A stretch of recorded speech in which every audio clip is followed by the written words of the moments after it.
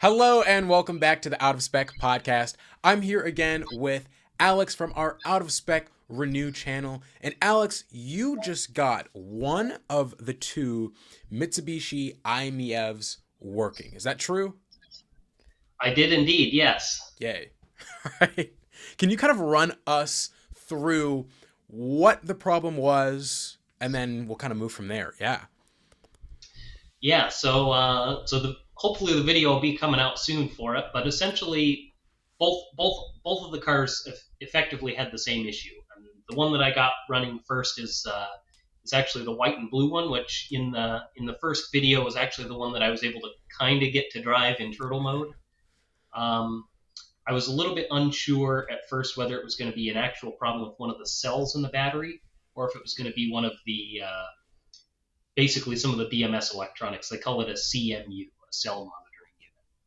Cool. And you said CMU? Am I pronouncing Yep, that? a Okay. CMU. So that's short for cell monitoring unit. And I'm trying to think how many of them there are in the pack in total. I think that there's, let's see, five, and another two. So I think there's like 20, 22 CMUs if I remember right. I Okay. think that's correct.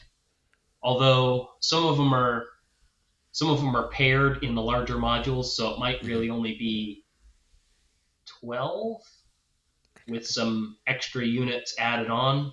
I can't remember off the top of my head. Okay. But it ended up not being a CMU issue on this one. It was actually a cell that had, I think, basically had a weak internal short and it was self discharging.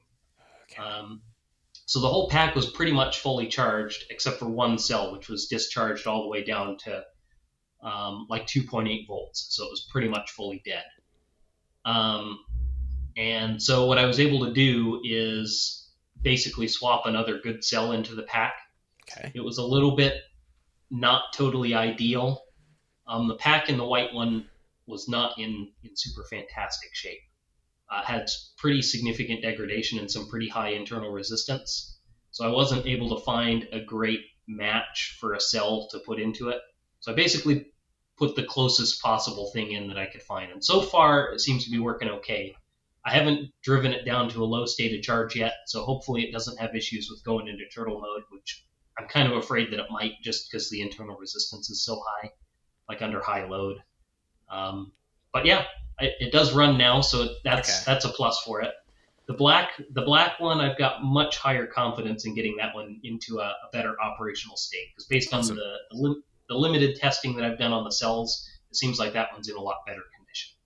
Okay. So kind of confident that you'll have two of them working simultaneously pretty soon. Can you kind of explain what do you mean by cell resistance? Internal resistance, neither. Yeah, so any lithium ion cell has some amount of internal resistance to it. Um, and if you have a cell with lower internal resistance, that generally helps for a lot of things. It helps with thermals. It helps with discharging and charging ability. So if you have really low internal resistance, usually that means you can output high power and you can charge at high power. And it also makes it so that the cell generates less heat when it's being charged and discharged. So it helps with a lot of different things. Okay. Voltage sag as well. So under load, any kind of cell is going to have some amount of voltage sag. If it has a lot of internal resistance, the voltage sag is usually going to be quite a bit higher as well. So those are all kind of the limiting factors that internal resistance can have an effect on. Okay. What's the nominal voltage of the i-MiEV?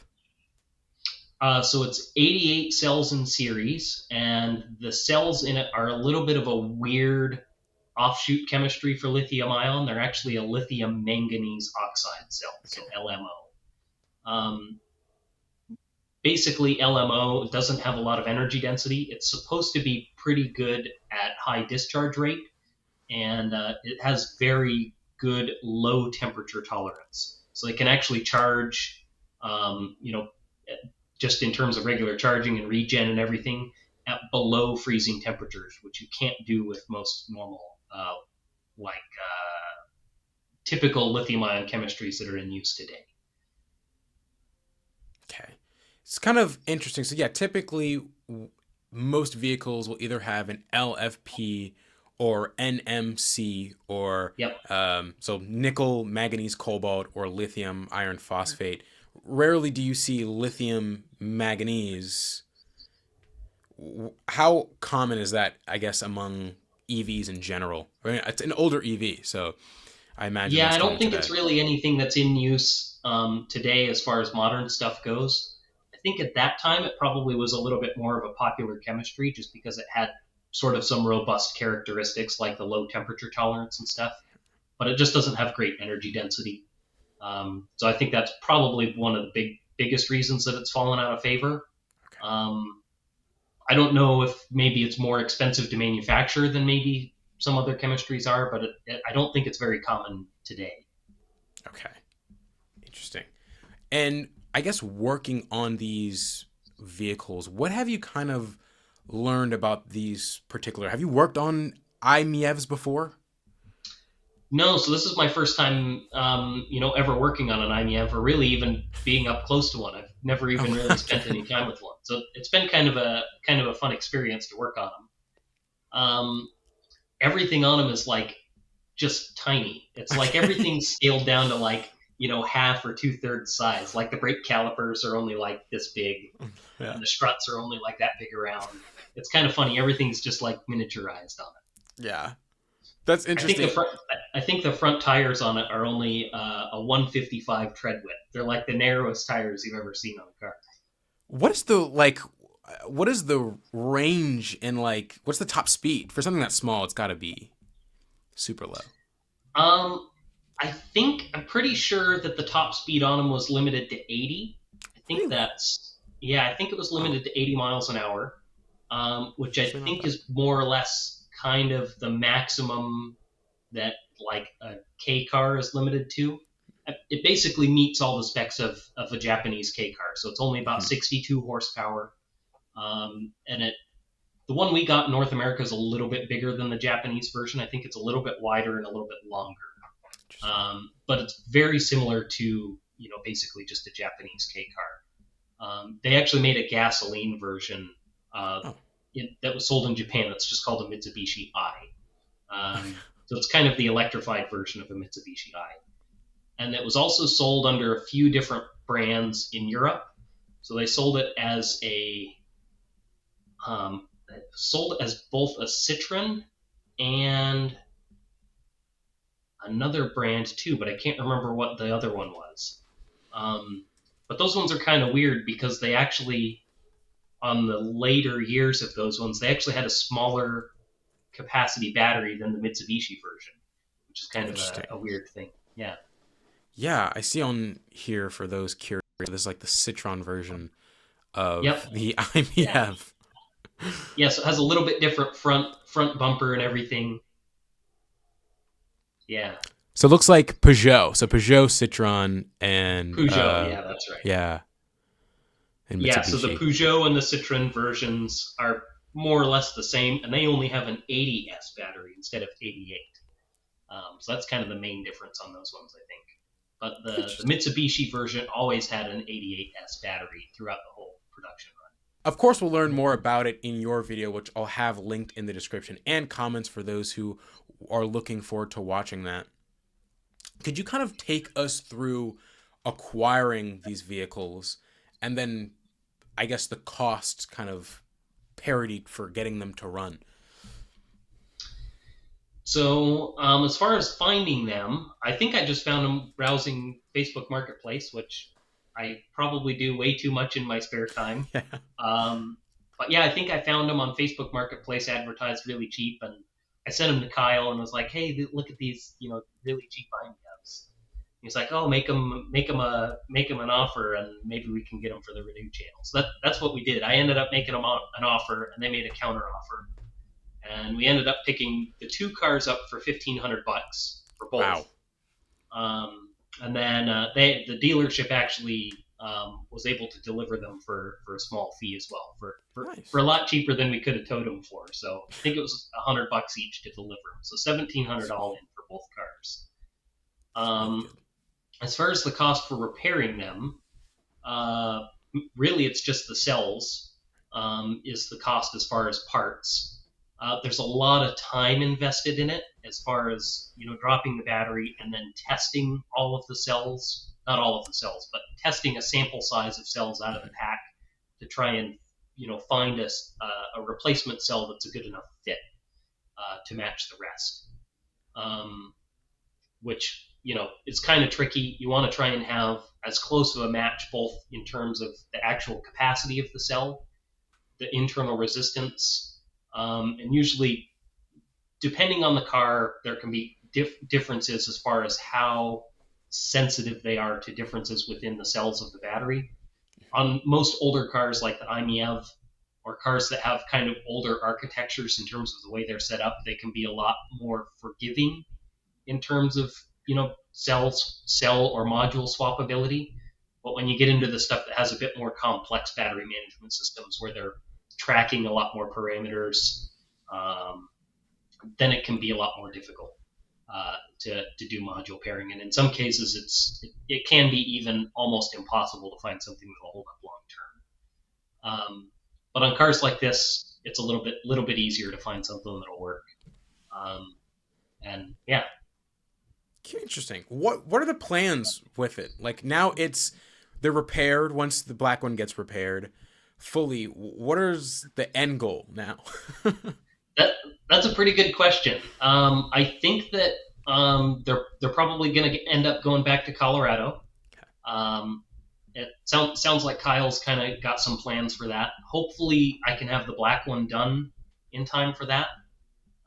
Currently, I still don't have the cells on hand for it. I ordered the cells and they were shipped quite a while ago, but they've been stuck in shipping. So who knows when they'll show up? Hopefully any day now. And I can get that one put together. That one is going to be a little tricky to get back together because it has a few differences. The black one has fast charging, which means it has a cooling system for the battery. Right. That's another unique difference between the two of them is because the white one does not have fast charging, the battery has no cooling. It's like a Nissan Leaf. It just has no cooling system. Fast charging as in DC charging. So like, what's the CHAdeMO. peak? Okay, with CHAdeMO, what's the peak on that? Yep. I think they peak at like 40 or 45 kilowatts, which considering the size of the battery is fairly impressive. It's only 16 kilowatt hours. Right. So it's actually a pretty high charging speed considering the size. That's nuts. Okay, I didn't even know they fast charge. I thought all of it would have just been AC, but that's crazy. Yeah. Yeah, and what's funny is all of them have both charge port doors. They have one on each side. So the one on the driver's side is CHAdeMO, and the one on the passenger side is J1772. But in the case of the white one that doesn't have CHAdeMO, the door just doesn't have anything behind it, and it's missing the actual latch under the seat to open it. Mm-hmm. But if you open up like a little compartment in the trunk, the end of the cable's actually in there, and you can pull it and open the door, but it's just got a blank hole in there where the charge port would live. That's funny. Yeah, it's cheap manufacturing. You just gotta produce as many as possible. Keep production pretty pretty simple. So just cut it, and no one's gonna pull it. Well, no one's gonna find the wire to open it. Yep, exactly. Yeah, it's just got an empty charge port slot. That's crazy. Okay, I really didn't expect it to fast charge. Yeah, and the thing on the black one is that when we picked them up, the black one already had the battery out of it, and the dealership that had it had a mechanic that had dismantled it and found the dead cell. But everything's all taken apart. So, and since there's differences between the two, I'm going to have to figure out where all of the cooling channels go. It's air cooled, so it's just has a fan that blows air through the battery, but it has all these ducts and stuff that go through the battery to direct the air. So I'm going to have to figure out where all those are supposed to go. And then the other thing on that one is that I've noticed a bunch of the bolts for the lid on the battery were cut off. I think because they probably stripped the heads out from rust. So I'm gonna have to go in and probably drill a bunch of bolts out in order to get the lid back on that one. So hopefully that doesn't turn into too much of a challenge. Where does the battery sit in the video? Is it just all underneath the floor? I mean, 16 kilowatt hours is pretty small. Yeah, it all just sits underneath the floor, and it's kind of got a weird shape to it. most people probably haven't seen what one looks like, but have you ever seen a Nissan Leaf battery? I actually haven't, but let me see if I could find this online. Well, essentially, the way that the battery is shaped is it kind of has a low spot in the middle, and then at either end it has a hump. So Okay. the hump at the front side is where the front seats are, and then it drops down to a low point, and that's where the rear footwells are, and then it goes back Okay. up again where the rear seats are at. Yeah, there you go. Okay. So you can kind of That makes see sense. how it's set up. So And the these. orange. Sorry. Oh, Go ahead. yeah, go ahead. Oh, these parts here. So these. I imagine that's just attaching to the frame. Yep, yeah. So Okay. all those points that stick out to the sides, those are where the battery actually bolts to the bottom of the car. Okay. Easy. And so the orange square there on the kind of near the corner, that's actually under the driver's seat. So Okay. that kind of gives you an idea of where the positioning of everything is. Is that would be right under the driver's seat. That's the high voltage disconnect for servicing. And then yeah, so you're basically sitting right on top of that front portion of the battery. And then the low point there is where the passenger's feet would go, and then the Okay. rear seat is above the back of the pack there. Crazy. Okay. That makes sense. This is quite an interesting battery pack. Yeah, yeah, and it's actually fairly. I mean, it's not very big, but I guess considering the amount of battery capacity that it has, it's pretty large. It's only 16 kilowatt hours, so it doesn't have a lot of capacity considering its size. But I would say that the whole battery case is maybe about 30 to, like, not including the structural pieces there that bolted to the car, just the actual enclosure itself, I would say is maybe about 30, 32 inches wide, maybe. And then, I don't know, the whole thing's maybe about 4.5 feet long, something like that. And you were talking about the cooling, right? It's fan cooled here. These plastic points here. So of course this looks like where the I guess fan hoses might connect and it disperses the air. Yep. Okay. Yeah, so that point right there would be where the air comes in, and then it has those ducts that direct the air around. I think this picture is missing some of the ducts so that it can show the cells a little bit more. Hmm. But normally there would be a bunch of different ducts that kind of direct the air through there. And then the exit point is actually on top of the rear stack of modules, and it kind of just has like a little vent with kind of a mesh covering that I think is just the exit for the air, where it exhausts out. Okay. And now looking at this as well, because we're kind of talking about battery chemistry. So again, this is lithium manganese. Besides cost, right? Because it's easier to just replace individual cells rather than replace the entire pack. But if this battery was lithium iron phosphate or nickel manganese cobalt, how do you think it would change I guess, the architecture of the i-MiEV? Probably not very much. And actually, there's quite a movement of folks that have done some aftermarket battery upgrades for the i-MiEV.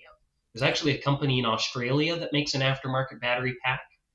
I can't remember the name off the top of my head. I think it's OZDIY is the company that makes it. Okay. And then there's some owners out there on some of the forums and stuff that have been doing their own battery pack upgrades as well. And there's actually a cell that's made by CATL that's Okay. almost double the amount of usable capacity, but it's basically the same physical size as the original cells. So they're almost a drop-in replacement. I think they're just a tiny bit shorter, but you can basically make them fit with just a few spacers and stuff. The tricky part is you have to trick the car to be able to use the full capacity. Otherwise, it'll only discharge up to like maybe 18 kilowatt hours usable or something, and then the car just shuts off. Um, Ah. so So it's you all have, within software. yep, it's just built into the firmware of the car. I guess if it sees a certain amount of kilowatt hours discharged, it just shuts off because it thinks that's all the capacity that I could Right. possibly have. So you kind of have to fool the car with a CAN bridge to be able to utilize the extra capacity to do the upgrade. But there's people that have done it. There's kind of an open source project for the CAN bridge, and then OZ DIY has their setup as well. There's a few caveats to doing that swap though, because it is just a regular NMC cell. The car doesn't have the logic to properly protect NMC chemistry. So, like the low temperature, thing where the LMO cells can regen and recharge at below freezing temperatures. If you do that to an NMC cell, you're going to permanently damage it, and the car doesn't have the logic to compensate for that. So you kind of have to be cognizant of what you do with the car, so that you don't accidentally damage your battery if you do that kind of an upgrade. It's kind of a you have to be aware of what exactly you do with the car to prevent damage. Wow. Okay. I'm here looking at another picture of the battery, so I'm kind of like, I'm trying to piece everything you're saying together. I'm ever amazed by the work you're doing. I watched your RAV4 video recently, and I'm just impressed. Just learning about all of the tidbits of, I guess, EV architecture. And as just a regular EV enthusiast, and I understand some of the more basics, there's a whole other world behind building electric vehicles. And yeah, this is super cool. I'm excited for this project to like fully turn out and to see, what happens on the out of spec channels, what Kyle maybe ends up doing with them. And yeah. Yeah, they've definitely been pretty cool to mess around with, and maybe one of them can get a battery upgrade at some point in the future. Maybe that'd be a cool project. That'd be super, super cool. See how much more range it can get. Yeah. I mean, would you be capable of changing this from CHAdeMO to CCS1? I think that there's probably a way to do it. I think that the easiest way to do it would probably basically be to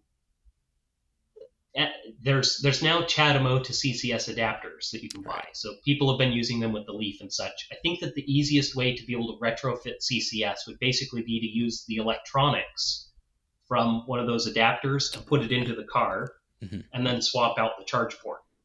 So it would still basically have the electronics from the adapter, but it would kind of be on the car permanently. Rather than having to use the adapter, you just put the charge port on and have the electronics that do the translation for the CHAdeMO uses CAN for communication, and CCS uses PLC. So you'd have just your module that does the PLC to CAN communication to translate it for the car. I think that would be the simplest way to do it, but there's quite a few other challenges too. I don't think that you could physically fit a CCS port on the car. Okay. Although I guess you could fit an NACS port. That would be pretty easy to put an. That would have been a better question. Yeah, that probably would have been a better question. NACS instead of CCS1. Yeah, so that would probably work pretty well. I actually think that it would be really cool to kind of attempt a project like that, but actually sourcing the hardware to do it would be the hard part, unless, you'd probably have to buy like one of those CHAdeMO adapters and tear it apart to, figure out how to make it work. Yeah. Thank you so much for coming on. I'm glad we discussed this, and I'm glad people listening, watching, as well as myself, were able to learn more about these vehicles, about the Mitsubishi i-MiEV. Of course, I always read it as i-MiEV, but right, i-MiEV, just kind of one full word. How do you say it? I mean, you say i-MiEV, but... Yeah, I don't know what the actual correct thing is. I've just always said i-MiEV. I don't know if that's right or not, but that's what I call it. Yeah, it sounds right. But of course, it actually stands for. So I was the original model for the gas car, the Mitsubishi i, and then MiEV stands for Mitsubishi Innovative Electric Vehicle. Huh. And I guess I've read some rumor. I don't know if this is true, but supposedly the original thing was supposed to be Mitsubishi. What was it? I think it was Mitsubishi in-wheel electric vehicle, because I think supposedly they were originally going to use hub motors or something, but then they ended up not doing that, so they just changed the acronym to make it fit. I don't know. Don't know if that's true or not, but I think I read that somewhere. Interesting. I kind of read the name as just, you know how companies come up with something crazy like Toyota has the BZ4X, and Yeah, that's just a long, crazy name. But really, Mitsubishi had something purposeful and intentful with the name. So BZ4X actually stands for something. It means beyond zero. 4 is the size of the vehicle because they have the BZ3X sedan in China, and then X stands for electric powertrain. So beyond zero, 4 size, X electric powertrain. Yeah, I should probably be a bit more optimistic about how automakers name their vehicles. I thought it was all random, but yeah. yeah. Leaf is the same way. Leaf was actually an acronym as well. Oh. Yeah. Do you know what that would stand for? Leaf. Let's see if I find that. I don't remember it off the top of my head. I'd have to look it up. It was, yeah. Okay, I don't see know. here. Let's see. Leading environmentally friendly, affordable family car. There you go. That's what it is. Yeah, so that's why it was called the Nissan Leaf, is it was an Wow. acronym for that. Nobody knows that because it Yeah. wasn't really ever advertised that way. It's kind of funny. That's crazy. Okay, learning. I've learned so much with the names here. I thought leaf. I mean, of course, you think green leaf. Oh, it's the perfect name, but really, it's it stands for something. Yeah, it's kind of funny. Well, yeah, of course, I will have your video again linked in the description and the comments as soon as that comes out. Of course, you can check it directly on the Out of Spec Renew channel. That'll also be in the description as well. Thank you again, Alex, for joining me. I had a pleasant time and I've learned a lot. Yeah, for sure. Happy to be on. Well, thank you guys so much. This is the Out of Spec podcast. My name is Isaiah, and I will see you guys in the next one.